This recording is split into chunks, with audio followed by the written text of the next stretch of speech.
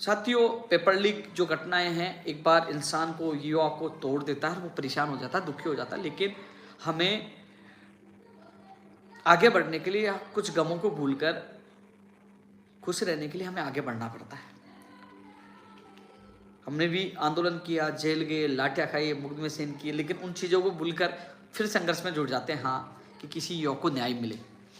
यदि हम उस गम में डूब जाएं कि मुझे झूठे मुकदमे में डाला था, लाठी बरसाई, मुकदमे दर्ज हुए, तो मैं या आप कोई भी आगे नहीं बढ़ पाएगा। हमें आगे बढ़ना है, कुछ कर पाना है, इतिहास में रिकॉर्ड दर्ज कराना है, तो उन गमों को भूलकर अच्छाई की तरह आगे बढ़ना होगा।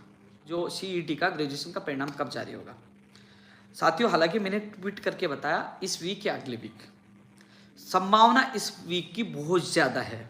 कल परसों तरसों कभी भी इस वीक में 100% संभावना है CET ग्रेजुएशन का परिणाम जारी होने की। लेकिन कई बार कई पछेड़े ऐसे आ जाते हैं, लफड़े आ जाते हैं, वो आगे भी चले जाते हैं। तो आप लोग कहते हो कि यार आपने इस वीक के लिए कहा था, क्यों नहीं आया? इसलिए मैंने अगला वीक भी लिखा है। इसलिए CET ग्रेजुएशन का इंतजार करने वाले अभ्यर्थियों के लिए सूचना है कि इस वीक आपके लिए शुभ समाचार मिल सकता है, परिणाम जारी होने की पूरी उम्मीद है। यदि किसी कारणवश नहीं हो तो अगले वीक में आ जाएगा। अब CET वायु लेवल की जो बात कर रहे हैं, वो मई महीने में आपका परिणाम जारी होगा। आज मुख्यमंत्री प्रमुख सचिव साहब से मेरी वार्ता हुई, तो मैंने ये बात उनके सामने मजबूती से रखी है। CET के परिणाम की वजह से और जो दूसरे पेज पे परीक्षा है ना, वो अटकी पड़ी है। चाहे वो जूनियर अकाउंटेंट हो, चाहे राजस्थान पुलिस हो, कई जो भर्तियां अटकी पड़ी है, वो मैंने आज मजबूती से बात रखी है। तो वो कर्मचारी चयन बोर्ड अध्यक्ष से बात करेंगे, उनके पास यदि कर्मचारियों की संख्या कम है तो अतिरिक्त कर्मचारी वो लगाएंगे।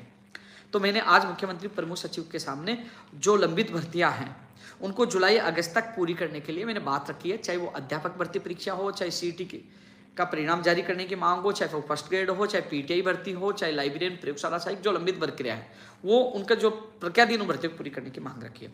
और नई 1 लाख भर्तियों का वर्गीकरण। कई लोग कहते हैं, कोई अलग अलग भर्तियों का नाम लेते हैं, फायरमैन की लेते हैं, कोई टेक्निकल हेल्पर का, कोई RS का। तो 1 लाख भर्तियों में सबका डेटा स्थिति स्पष्ट हो जाएगी।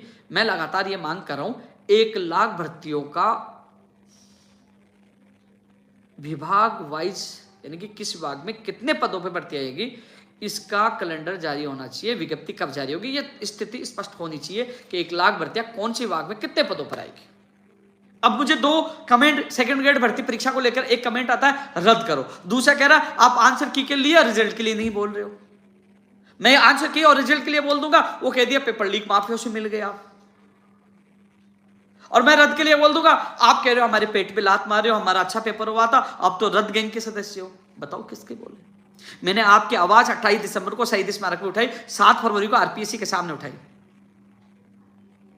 और नौकरी पाने वाले कितने न हो जा, और वहां पहुंचने वाले 25-30 लोग। फिर भी मैं हर व्यक्ति की आवाज उठा